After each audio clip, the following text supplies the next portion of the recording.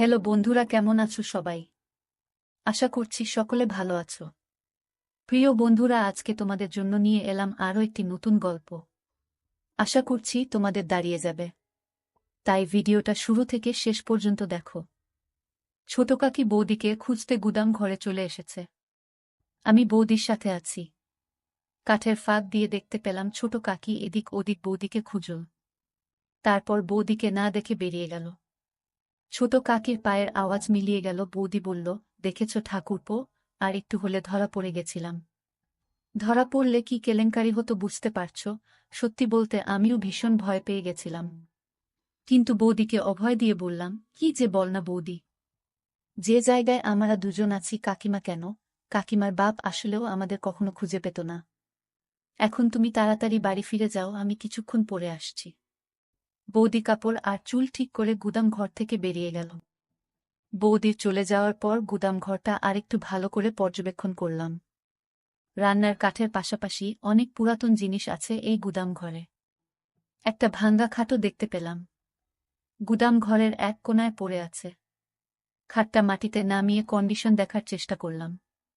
খাটের কন্ডিশন ভালো না, তবে কাজ চালানোর মতো ঠিকঠাক আছে। আমি ঠিক করে ফেললাম এই গুদাম ঘরেই মাকে নিয়ে এসে মনের বাসনা মিটাব। আজ ছোট কাকির নাকের ডগায় বৌদিকে কাজ করে দিলাম, অথচ ছোট কাকি বুঝতেও পারল না। এর চাইতে নিরাপদ জায়গা আর হতে পারে না। এখন যেভাবেই হোক মামনিকে এখানে নিয়ে আসতে হবে। বৌদি যাবার 15 মিনিট পর আমি বাড়িতে ঢুকলাম।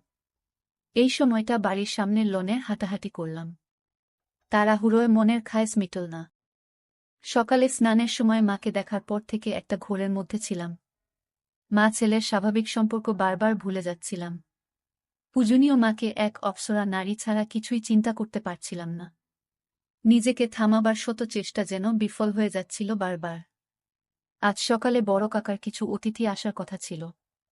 সকাল পেরিয়ে দুপুর হলেও তাদের কোনো খবর নেই। দুপুরের শেষ দিকে মা আর নোলক দিদিকে পুকুর ঘাটে গোসল করতে দেখলাম। মা যখন পুকুর ঘাট থেকে উঠে এলো তখন আমি চিলেকোঠায় বসা। তাদের সম্পূর্ণ স্নান দেখে মনের মধ্যে তীব্র বাসনা জাগতে থাকে। রাতে সবার সাথে খেতে বসলাম।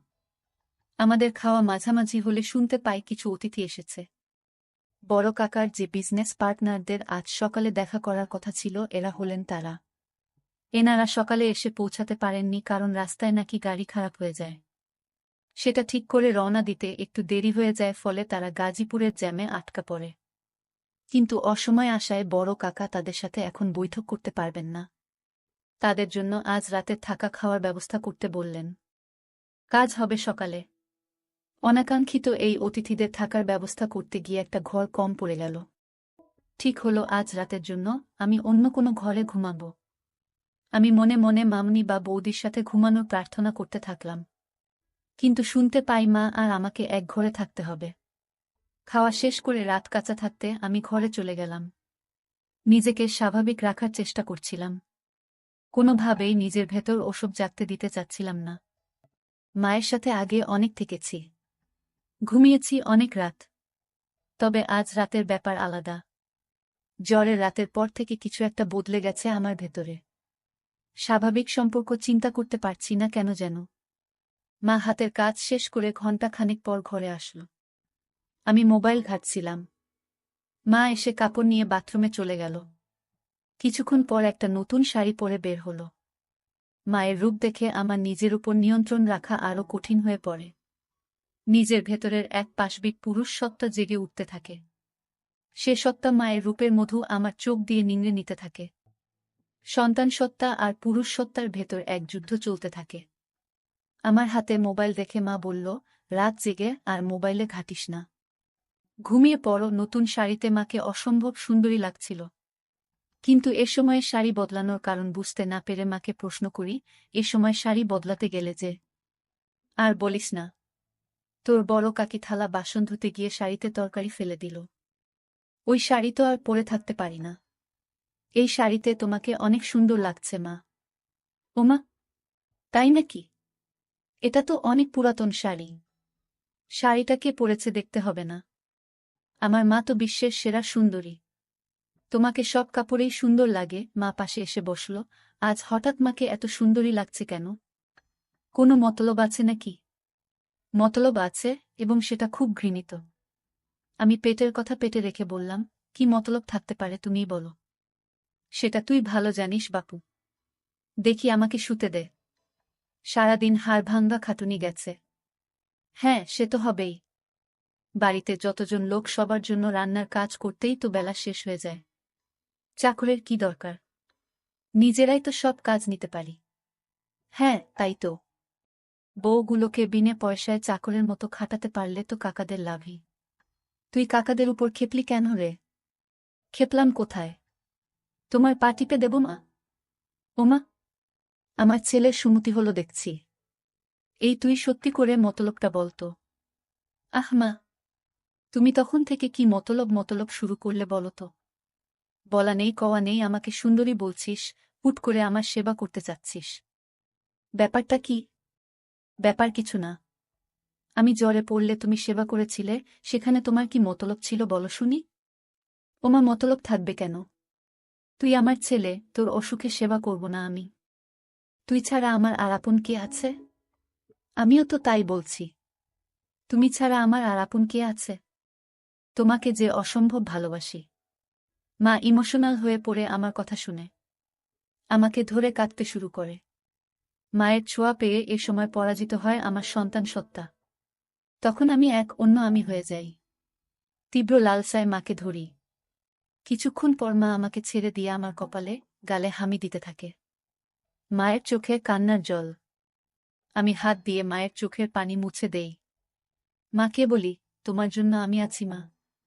তোমার কোনো ভয় নেই, কোনো দুঃখ নেই। তোমার সব চাওয়া পাওয়া আমি পূরণ করে দেব। মা হাসার চেষ্টা করে বলল, আমার ছেলে দেখি বড় হয়ে গেছে। মায়ের দুঃখ কষ্ট বুঝতে শিখেছে। কিন্তু আমার কোনো ভয় নেই, দুঃখ নেই। আর নতুন করে চাওয়া পাওয়ারই বা কি থাকতে পারে? আমি গম্ভীর হয়ে মায়ের হাত ধরে বললাম, তুমি সব সময় মানিয়ে নিয়েছ। বাবা তোমার প্রতি দিনের পর দিন যে অবিচার করেছে তা আর কেউ না জানুক, আমি জানি। আমার কাছে লুকানোর কিছু নেই। মা বিব্রত হয়ে আমার হাত ছাড়িয়ে নিয়ে বলল, তোর বাবা আমার সাথে কি অবিচার করল? সংসারে একটু আধটু মনোমালিন্য হবে, এটাই তো স্বাভাবিক। তোর বাবা একটু রাগী জানি, কিন্তু সে মানুষ খারাপ না। আমি মায়ের একটা গালে হাত দিয়ে বললাম, আমার জন্মের পরে বাবা তোমাকে ছুঁয়ে দেখেছে কি আদৌ? দিনের পর দিন তুমি বাবাকে পাবার জন্য বিছানায় ছটফট করতে, মা লজ্জা পেয়ে যায় আমার লাগামহীন নির্লজ্জ কথা শুনে। গাল থেকে আমার হাত ছটকা মেরে ছাড়িয়ে আমাকে ধমক দিয়ে বলে, কি সব আজেবাজে কথা বলছিস? তোর মুখে কি লাগাম নেই? মায়ের সাথে কিভাবে কথা বলতে হয় ভুলে গেছিস? আমি মায়ের দুই বাহু শক্ত করে ধরে মাকে বললাম, আজেবাজে কথা না মা। আমি যা বলছি তা এক বিন্দু মিথ্যা নয়। তুমি আমায় ছুঁয়ে বলো, আমি ভুল বলছি। একথা বলে মায়ের একটা হাত আমার মাথায় রাখলাম। মা আমার মাথা থেকে হাত সরিয়ে নিয়ে বলল, তুই এসব কি শুরু করলি? আমি মায়ের হাত আবারও মাথায় নিয়ে এসে বললাম, আমার দিব্যি। বলো আমি ভুল বলছি। মা মুখ নিচু করে চোখের জল ফেলতে থাকো। আমি মায়ের আরও কাছে এসে বসলাম।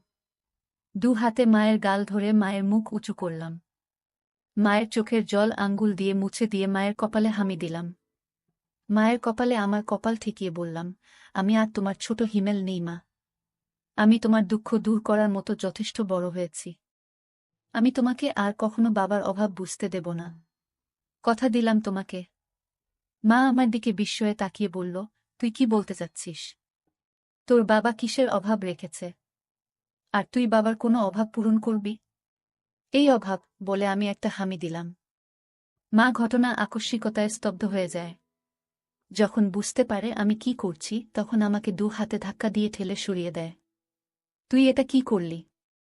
তুই কি জেনে বুঝে করছিস? তুই পাগল হয়ে গেছিস। মা তার চেহারা দু হাত দিয়ে ঢেকে কাঁদতে লাগল।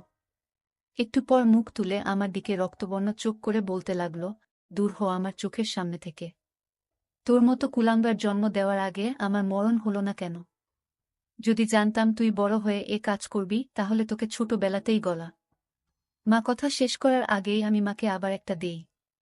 আমি তোমাকে ভালোবাসি মা, অনেক ভালোবাসি। তুমি দিনের পর দিন বাবার অভাব অনুভব করেছ। গভীর রাতে তুমি আমাকে ধরেছ, কিন্তু মা হয়ে ছেলের সাথে সম্পর্কে জড়াতে পারোনি। আমি ছোট ছিলাম বলে তুমি মেটাতে পারোনি শরীরের ক্ষুধা। মা আমার কথা শুনে বলে, তুই এসব কি বলছিস? আমি তো মা। মা হয়ে তোর সাথে এমন কাজ করার কল্পনাও করতে পারি না কখনো।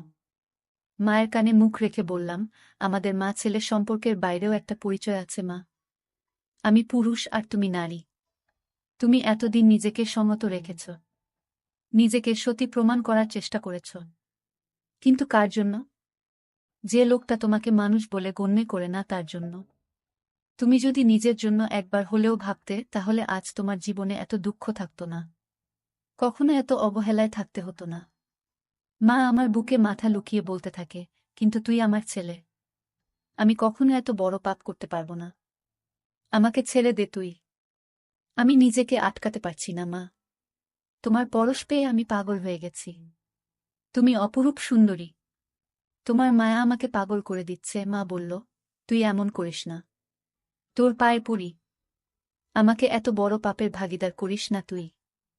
আমি তোর বিয়ের ব্যবস্থা করে দিব। আমি হাত বুলাতে লাগলাম। সমাজ সংসার ধর্মের ভয়ে এই নিষিদ্ধ সম্পর্কে জড়ানো থেকে মন প্রাণ দিয়ে নিজেকে আটকাতে চাইছে মা। কিন্তু আমি জানি দেহের ক্ষুধার কাছে মনের বাধা এক অনুপরিমাণ বাধা দিতে পারবে না। মাকে সবসময় পূজনী দেবীর সাথে তুলনা করে এসেছি, আজ এই দেবীর সাথে এমন ঘৃণিত কাজ করতে আমার বিবেকেও বাধছে। কিন্তু ওই যে দেহের ক্ষুধার কাছে পরাজয় হয়েছে বিবেকের। মা চোখ বন্ধ করে আছে। চোখে পানির রেখা ছাপ ফেলে গেছে। মায়ের নাকের ফুল ঘন ঘন ছোট বড় হচ্ছে। আমি মায়ের চিবুক ধরে মুখ উঁচু করে ধরলাম। মা চোখ খুলল না, ঘন ঘন নিঃশ্বাস নিতে থাকল। মায়ের বিছানার পাশের টেবিলে সিঁদুরের কৌটা দেখতে পেলাম। এক হাতে কৌটাটা তুলে নিলাম।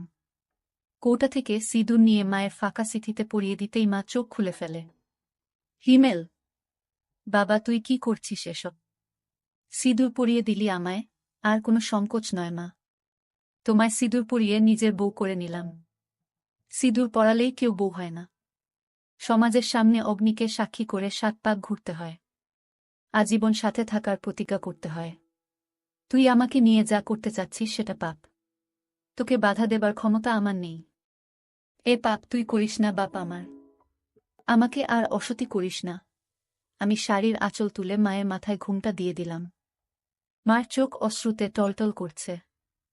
আমি মাকে বললাম, তুমি আদর্শ মা, আদর্শ বউ। কিন্তু বাবা তোমার আদর্শ স্বামী হতে পারেনি। যে সমাজ এতদিন তোমাকে উপেক্ষিত করে দেখেছে, আমি মানি সে সমাজের নিয়ম। ঘরে জ্বলতে থাকা মাটির প্রদীপটা মেঝেতে রাখলাম। মাকে বিছানা থেকে নামিয়ে হাত ধরে প্রদীপের চারপাশে ৭ পাক ঘুরলাম। তারপর আমার গলা থেকে সোনার চেনটা খুলে মায়ের গলায় পরিয়ে দিলাম। প্রদীপ হাতে তুলে নিয়ে তার শিখার উপর হাত রেখে বললাম, এই অগ্নির শপথ নিয়ে বলছি, আমি আদর্শ ছেলের মতো তোমাকে সব দুঃখ কষ্ট থেকে দূরে সরিয়ে রাখব। তোমার উপর কোনো অবিচার হতে দেব না। আমি আজ থেকে তোমাকে আমার সহধর্মিনীর মর্যাদা দিলাম। এরপর মাকে বললাম, অগ্নিকে সাক্ষী করে ৭ পাক ঘুরেছি, মঙ্গলসূত্র পরিয়ে দিয়েছি। এবার আর কোনো দ্বিধা নয় মা। শাস্ত্রমতে তুমি আজ থেকে আমার বিয়ে করা বউ। মায়ের চোখ বেয়ে জল গড়ে পড়তে থাকল। নিজের বিবেকের সাথে মা এখনো সন্ধি করতে পারছে না। আবার ভালোবাসার কাঙ্গালিনী মায়ের প্রতি আমার ভালোবাসাকে ফেলেও দিতে পারছে না। তারপর আমাদের মাঝে শুরু হলো আদিম যুদ্ধ। চেয়ে দেখি মায়ের চেহারায় পরিতৃপ্তির ছাপ। আমি মাকে জিজ্ঞাস করলাম, কেমন লাগলো মা? মা আমার দিকে ক্ষণিক তাকিয়ে মুখ ঘুরিয়ে নেই। মা মুখ ঘুরিয়ে ফুপিয়ে কেঁদে ওঠে। তারপর আমি কি করলাম? হায় ভগবান! আমার সর্বনাশ হয়ে গেল। নিজের পেটের ছেলের কাছে ক্ষণিকের সুখের জন্য নিজেকে বেচে দিলাম।